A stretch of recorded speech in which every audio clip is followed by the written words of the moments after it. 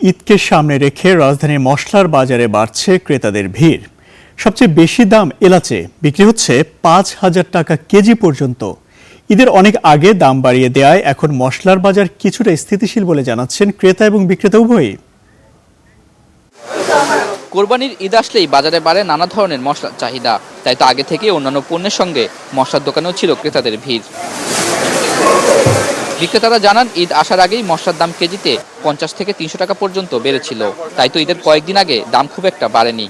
এবার দাম reasonable price আছে, মানে ঈদ উপলক্ষে কোনো কিছুই বাড়ে নাই, মানে বাড়তি একটু, তবে সেটা সহনশীল আর কি। আমাদের বাজার ঘুরে দেখা যায় দারুচিনি কেজি বিক্রি হচ্ছে ৫০০ থেকে ৫২০ টাকা, এলাচি মানভেদে ৩২০০ থেকে ৫,০০০ টাকা পর্যন্ত কেজি বিক্রি হচ্ছে, লবঙ্গ বিক্রি হচ্ছে ১৪০০ টাকা কেজি দরে, জিরা ৫৫০ থেকে ৬০০ টাকা এবং তেজপাতা ১৮০ থেকে ২০০ টাকা কেজিতে বিক্রি হচ্ছে। ঈদকে কেন্দ্র করে বাড়তি চাপ না থাকলেও বেচা বিক্রি স্বাভাবিক বলছেন দোকানিরা।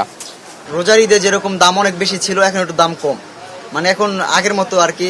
আগে যেরকম ঈদের পর যেরকম দাম ছিল ওরকমই দাম, এখন দাম বাড়ে নাই। মোটামুটি বাজারে আগে যা ছিল সেরকমই আছে। মশলার বাজারে ঈদের ঠিক কয়েকদিন আগে দাম বেশি না বাড়ায় স্বস্তি প্রকাশ করেছেন ক্রেতারা। প্রতি ঈদেই বাড়ে কম বেশ, তো এইবার আগের বছরের চাইতে এবার একটু কমই আছে। না, আলহামদুলিল্লাহ মশলার দাম অনেক কম।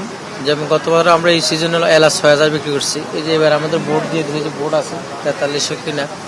ঈদকে ঘিরে মশলার বাজারের মতো অন্যান্য নিত্যপণ্যের দাম যেন স্থিতিশীল থাকে, সেজন্য নজরদারি বাড়ানোর দাবি ক্রেতাদের।